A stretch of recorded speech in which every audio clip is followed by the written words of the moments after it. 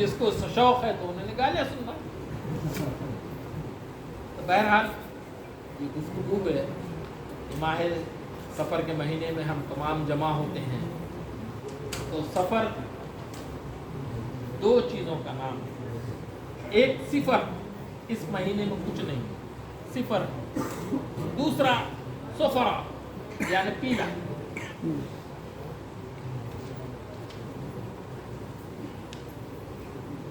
تو پیلا کیا ہے؟ جو شیطانی رنگ. میری بات غور سے سنو، 5 منٹ میں ختم کر دے رہا ہوں. کوئی لمبی چیز بات نہیں کر رہا ہوں. میں گھما پھرا کے کوئی چیز کو نہیں لا رہا ہوں. سفرا، سفرا کے معنی عربی میں پیلا کو کہتے ہیں. صفراوی رنگ ہے یہ ابیضی رنگ ہے، یہ خضروی رنگ ہے. گنبد خضرا، گنبد خضرا کیوں بولتے ہیں؟ یہ ہرا ہے اس لیے. یہ قبۃ الابیض ہے بندہ نواز کا، یعنی سفید گنبد.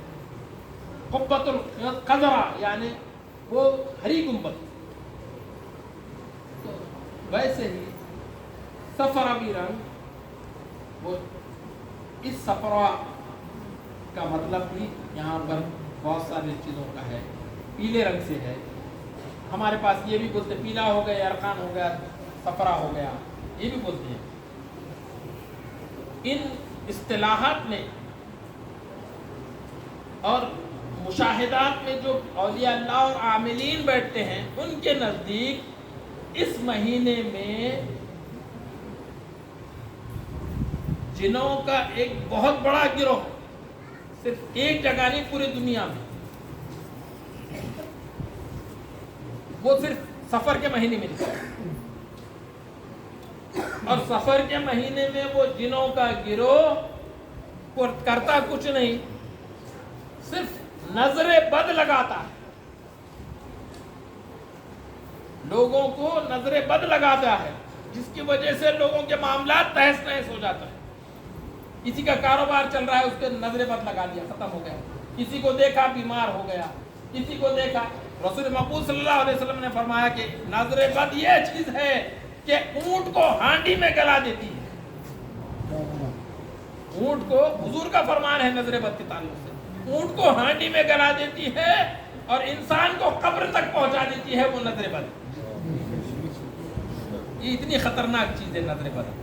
تو وہ نظر بد، یہ سفر کے مہینے میں یہ اجنہ نکلتے ہیں.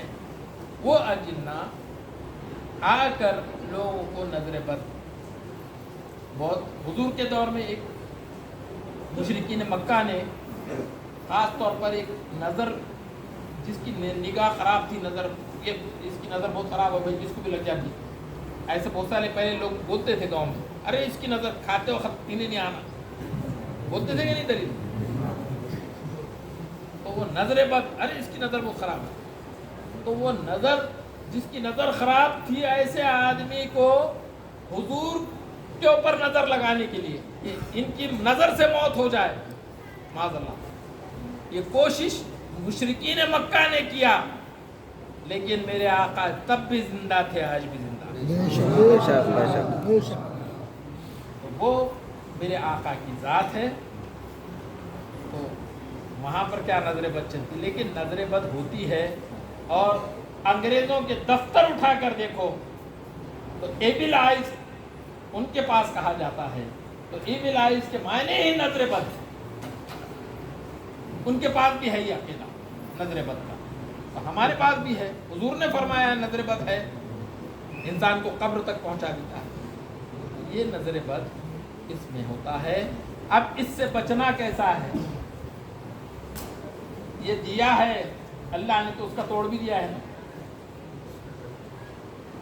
تو یہ توڑ یہاں وہاں نہیں ملتا، اللہ والوں سے بتا کے بیٹھنا پڑتا. یہ بتاتے ایک بابا فقیر کے جھولی میں یہ بھی ہے دوا، لے کے جا. تو اس کے توڑ 4-5 ہیں. ایک ہے قرآن، جس کی تلاوت ہے، قرآن کے سورے ہیں ایسے جس سے نظر بد نکل جاتی. ایک ہے حدیث. حدیث میں کیا ہے؟ تو مسنون دعائیں ہیں جو نظر بد کو ہٹا دیتی. رسول مقبول صلی اللہ علیہ وسلم نے فرمایا کہ اگر کسی کو نظر بد ہو جائے تو یہ دعا پڑھ لیا کرو، اعوذ بکلمات اللہ التامہ من کل شیطان و ہامہ من کل عین و لامہ، یہ 3 مرتبہ پڑھ کے دم کرو، اس سے نظر بد ہٹ۔ یہ مسنون دعا 2 طریقوں۔ تیسرا طریقہ کیا ہے؟ تو کہا کہ صدقہ دے، خیرات کر۔ چوتھا طریقہ دعا کر، توبہ استغفار کر۔ اور 5واں اور مضبوط ترین طریقہ کسی نظر والے کے نظر میں رہے۔ سبحان اللہ۔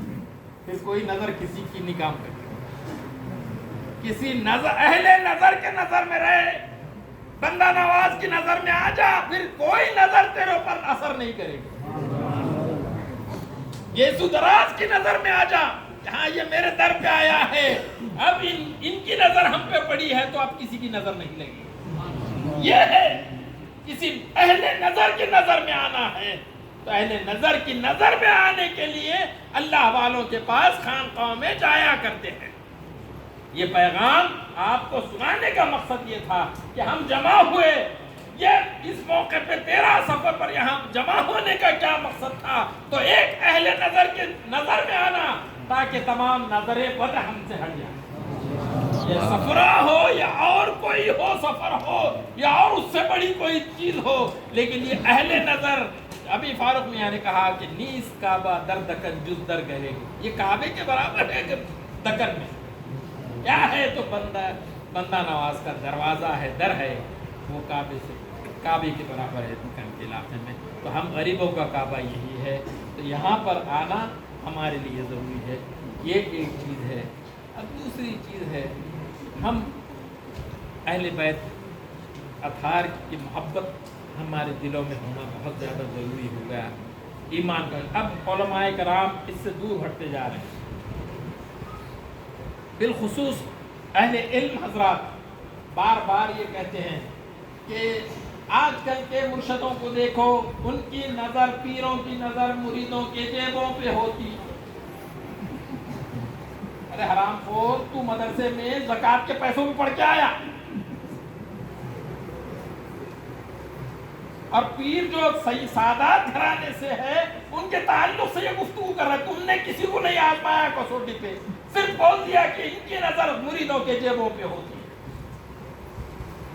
کہاں سے لائے؟ آپ نے آزمایا ہے کسی کو؟ ہوں گے کوئی، لیکن سب کی نظر جیبوں پہ نہیں ہوتی۔ کسی کی نظر کسی کی تکلیف پہ ہوتی ہے، کسی کے بلا پہ ہوتی ہے، کسی کی پریشانیوں پہ ہوتی ہے، کسی کی حاجت براری پر ہوتی ہے، کسی کے مستقبل پہ ہوتی ہے، کسی کے ماضی پر ہوتی ہے۔ ان کی تمام پریشانیوں کو دور کرنے والی نظر وہ پیر کی نظر ہوتی ہے۔ تم کیا جانو پیر اور مریدی؟ بے شک تم تو وہابیت کے درجے میں خروج کی طرف جا رہے ہو۔ اہل بیت اطہار سے بغض تمہارے دلوں میں آ گیا ہے، گج و گدورت کرتے ہیں۔ اتباع رسول سے کیا ملتا ہے؟ حضور کی اتباع کرنے سے ہمارے اعمال درست ہوتے ہیں۔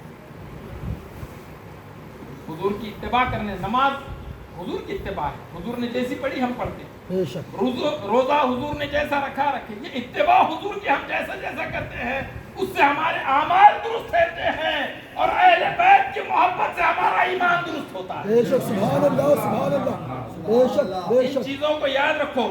میں نے کہا کہ مجھے بیان نہیں کرنا تھا، لیکن چند باتیں آپ کے کوشش گزار آج پرفتن دور سے گزر رہے ہیں کہ ہمارے مولوی کھڑے ہو کے ہمارے لوگوں کے خلاف، خانقاہ والوں کے خلاف یا کسی اور خانقاہ کے خلاف کچھ بھی بول دیتے ہیں۔ نہیں، یہ نہیں ہے، جو غلط ہے غلط ہے، ٹھیک ہے، وہ خانقاہ والے کیوں نہیں ہو، لیکن سب کو سمیٹ کر آپ بولنا شروع کر دو۔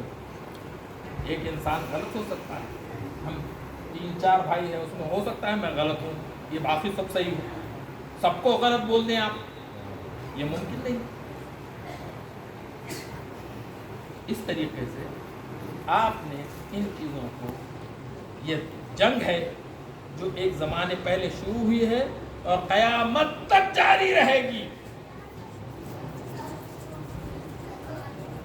پہلے جب جنگ ہوتی تھی، معرکے ہوتے تھے، تو آخری بات کہہ کے بات ختم کر رہا ہوں، میں آواز تمہارا بھی سن رہا ہوں، میں بس ہو گیا.